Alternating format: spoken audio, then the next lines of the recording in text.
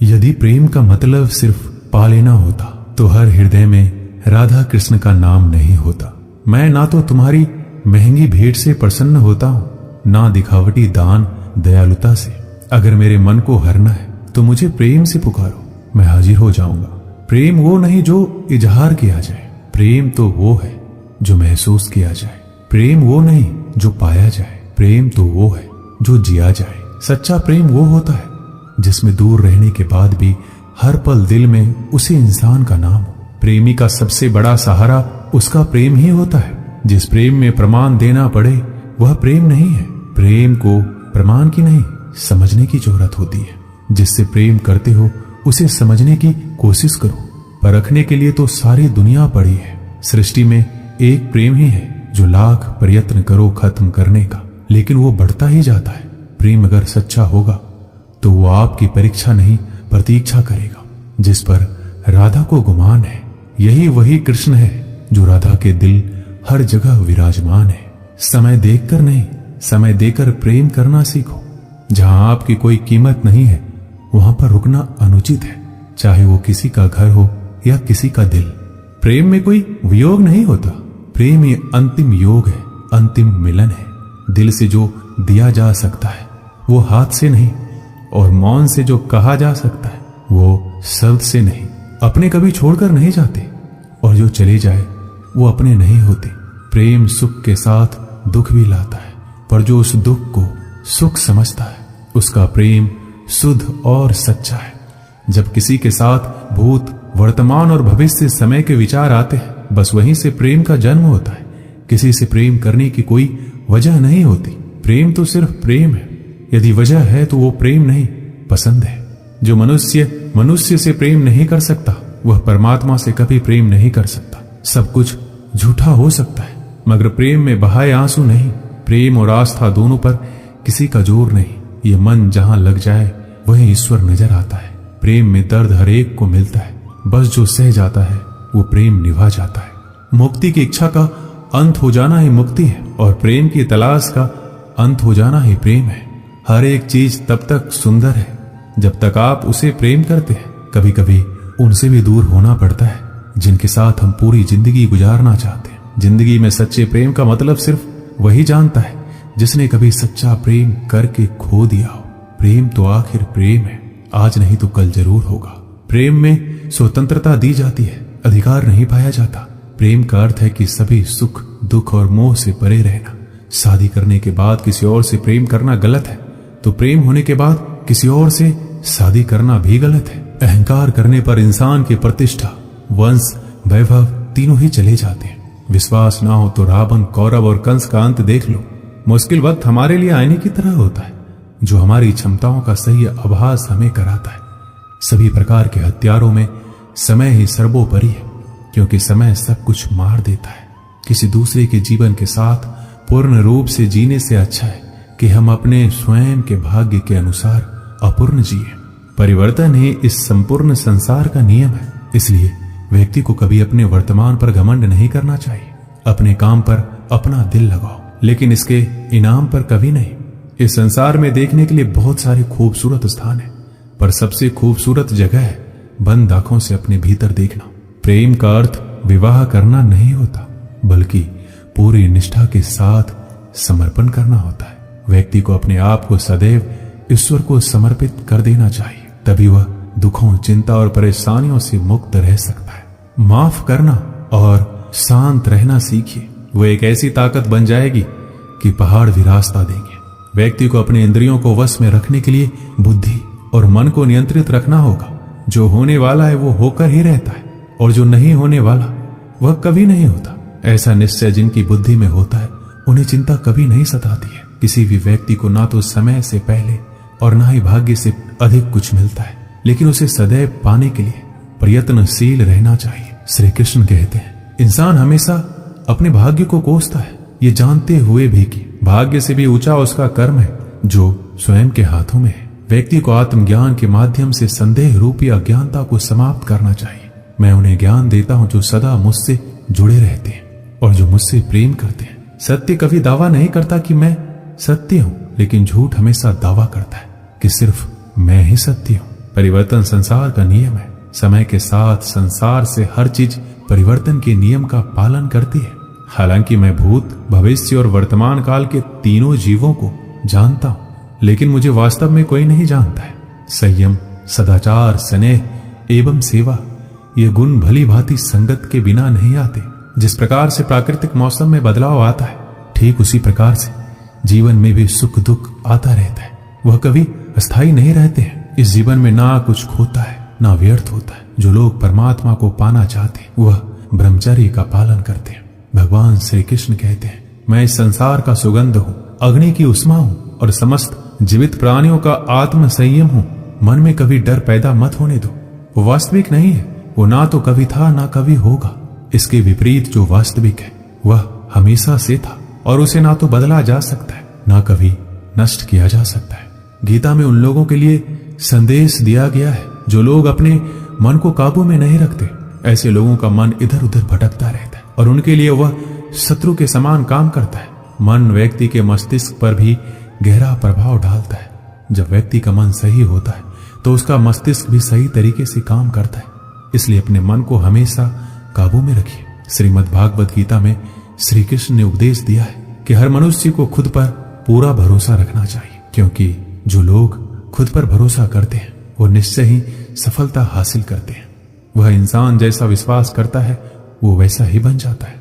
श्री कृष्ण कहते हैं, जो लोग दूसरों की भलाई पर ध्यान नहीं देते, सिर्फ अपना मतलब साधने में लगे रहते, उन लोगों का कभी भला नहीं होता। आपको बता दें कि इंसान का स्वार्थ उसे अन्य लोगों से दूर ले जाकर नकारात्मक हालातों की तरफ धकेलता है, जिसके चलते व्यक्ति अकेला रह जाता है। वहीं गीता में यह भी कहा गया है कि स्वार्थ शीशे में फैली धूल की तरह है, जिसकी वजह से व्यक्ति अपना प्रतिबिंब ही नहीं देख पाता।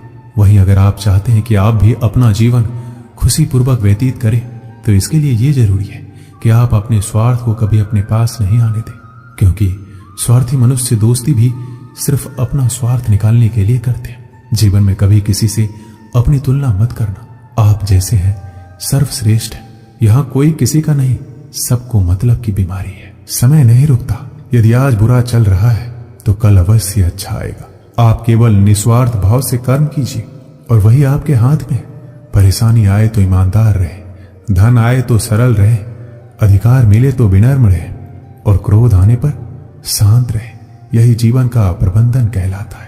किसी दूसरे को कष्ट देकर हासिल किए गए सुख की उम्र बहुत छोटी होती है। जीवन में खुद की बुराइयां सुनना भी बेहद जरूरी है, क्योंकि रोज तारीफ ही सुनोगे तो कभी आगे नहीं बढ़ोगे। अच्छे कर्म करने के बावजूद भी लोग केवल आपकी बुराइयां ही याद रखेंगे।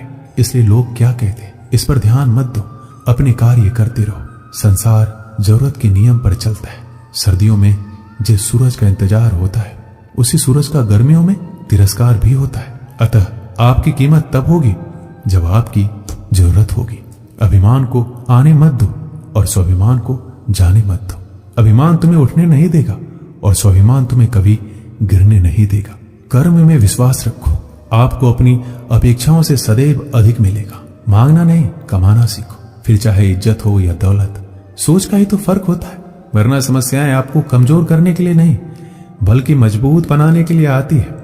जिस दिन आप अपनी हंसी के मालिक खुद बन जाओगे, तब आपको कोई भी रुला नहीं सकता। अगर कोई आपसे मांगे तो दे दिया करो, क्योंकि भगवान ने आपको देने वालों में रखा है, मांगने वालों में नहीं।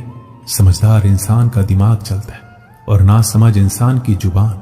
गरीब रहोगे तो कोई ध्यान नहीं देगा, मेहनत करोगे सब हंसेंगे और कामयाब होंगे तो सब जलेंगे। ताकत अपनी शब्दों में डालो, आवाज में नहीं, क्योंकि फसल बारिश से उगती है, बाढ़ से नहीं। याद रखना, अच्छे वक्त को देखने के लिए बुरे वक्त को भी झेलना पड़ेगा। सेवा सबकी करो, लेकिन आशा किसी से मत रखो, क्योंकि सेवा का असली मूल्य भगवान ही देते हैं। खुद को काट कर भी रख दोगे तो ये दुनिया आपसे खुश नहीं होगी। इसलिए वो करो जो मन चाहे, वो नहीं जो दुनिया चाहे, क्योंकि दुनिया की पसंद को बदलते वक्त नहीं लगता। घमंड के अंदर सबसे बुरी बात ये होती है कि वो आपको कभी महसूस नहीं होने देगा कि आप गलत हैं। जिंदगी में दो चीजों का कभी घमंड मत करना, पैसा और सूरत। गरीबी आते देर नहीं लगती और चेहरा किसी हादसे में बदलते जरा भी वक्त नहीं लगता। जितना कम बोलोगे उतना ज्यादा प्रभावशाली आपके शब्द होती जाएंगे। रिश्तों को जोड़े रखने के लिए कभी अंधा, कभी गूंगा, कभी बहरा होना पड़ेगा। यदि कहने के लिए कुछ अच्छा नहीं है तो चुप रहना एक बेहतरीन विकल्प है। कोई आज तो कोई कल बदलता है। यकीन करो, सब बदलते हैं। दुनिया बड़ी भुलक्कर है, वो तो उतना ही याद रखती है जितने से उसका मतलब होता है। सहारा कोई कोई ही देता है, धक्का देने को हर शख्स तैयार बैठा है। अपनी कमियों को केवल हम दूर कर सकते हैं और कोई नहीं, बल्कि सब केवल इसका फायदा उठाना जानते हैं। जिंदगी जीना आसान नहीं होता, बिना संघर्ष कोई महान नहीं होता। जिस दिन आपके सामने कोई समस्या ना आए तो समझ लेना आप गलत रास्ते पर सफर कर रहे हैं। झूठ, धोखा और बहाने आपको कुछ पल की खुशी देंगे, लेकिन इसकी कीमत आपको भविष्य में चुकानी पड़ेगी। लोग कहते हैं पैसा रखो, बुरे वक्त में काम आएगा, लेकिन सच तो यह है कि सिर्फ श्री कृष्ण पर भरोसा रखो, वो बुरा वक्त आने ही नहीं देंगे। एक बार की बात है, सम्राट किसी बात पर अपने वजीर से नाराज हो गए। नाराजगी में उन्होंने वजीर के लिए फांसी की सजा का ऐलान कर दिया। फांसी का समय शाम के 6 बजे निश्चित किया गया। फांसी की सजा दिए जाते समय वजीर दरबार में उपस्थित नहीं था। सम्राट ने सैनिकों को आदेश दिया, जाओ जाकर वजीर को बता दो, शाम को ठीक 6 बजे उसे फांसी पर लटका दिया जाएगा। सम्राट का आदेश मान सैनिक की एक टुकड़ी वजीर के घर पहुंची। उसके घर को चारों ओर से घेर लिया गया। कुछ सैनिक घर के अंदर गए। अंदर जाने पर उन्होंने देखा कि वहां तो जश्न का माहौल है। उस दिन वजीर का जन्मदिन था। उसके घर पर रिश्तेदारों और दोस्तों की चहल पहल थी।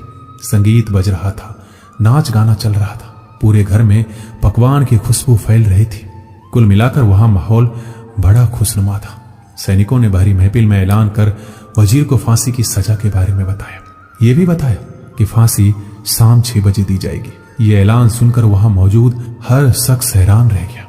फौरन संगीत और नाच गाना बंद कर दिया गया। रिश्तेदार, दोस्त और परिवारजन उदास हो गए। तभी कमरे में छाई खामोशी में वजीर की आवाज गूंजी, ऊपर वाले का लाख लाख शुक्रिया कि उसने फांसी के लिए शाम 6 बजे तक का वक्त दे दिया। तब तक हम सब जश्न मना सकते हैं। वजीर की बातें सुनकर दोस्तों, रिश्तेदारों और परिवारजनों ने कहा, कैसी बात कर रहे हो? फांसी की सजा सुनाई गई है और तुम जश्न मनाना चाहते हो? वजीर ने किसी तरह सबको समझाया और जश्न फिर से शुरू करवाया। दोस्त उदास थे, लेकिन वजीर की खुशी के लिए जश्न में शामिल हो गए। यह खबर सैनिकों द्वारा सम्राट तक पहुंच गई। सम्राट पूरा माजरा जानने के लिए वजीर के घर पहुंच गया। वहां पहुंचकर जब उसने सबको जश्न मनाते हुए देखा तो वह भी दंग रह गया। उसने वजीर से कहा, तुम पागल हो गए हो क्या? शाम 6 बजे तुम्हें फांसी पर लटका दिया जाएगा और तुम जश्न मना रहे हो? वजीर बड़े ही अदब से बोला, हुजूर, आपको बहुत बहुत शुक्रिया कि आपने फांसी का वक्त शाम 6 बजे निश्चित किया है। इस तरह मुझे शाम 6 बजे तक का वक्त मिल सका। यदि आप मुझे ये वक्त ना देते तो मैं अपने परिवार, दोस्तों और रिश्तेदारों के साथ जश्न कैसे मना पाता? फांसी पर लटकने से पहले मेरे पास शाम तक का वक्त है, तो ये मैं जाया क्यों करूं? मेरे पास जितना भी वक्त है उसे मैं खुशी खुशी गुजारना चाहता हूं। ये बात सुनकर राजा ने वजीर को गले लगा लिया और कहा, जिस इंसान को वक्त की कदर है, जो जिंदगी का हर लम्हा खुशी खुशी गुजारना चाहता है, उसे मौत कैसे दी जा सकती है? उसे जीने का पूरा हक है। तुम्हारी बातों ने हमारा दिल खुश कर दिया। तुम्हारी फांसी की सजा माफ की जाती है। दोस्तों, इस कहानी से हमें यही सीख मिलती है, जिंदगी खूबसूरत है, इसका हर लम्हा खुशी के साथ गुजारें। यह जरूर है कि जिंदगी में कई बार मुश्किलों से भरा वक्त सामने आ खड़ा होता है और हम परेशान हो जाते हैं। ऐसे में हम जिंदगी जीना ही छोड़ देते हैं। मुश्किलों से हारे नहीं, उसका सामना करें और खुशी के साथ करें। जो भी समय आपके पास है उसका पूरा सदुपयोग करें। ये जिंदगी बार बार नहीं मिलने वाली, इसे खुलकर जिए। दोस्तों, इस वीडियो में बस इतना ही। मिलते हैं अगले वीडियो में। अपना ख्याल रखिएगा। जय श्री कृष्ण।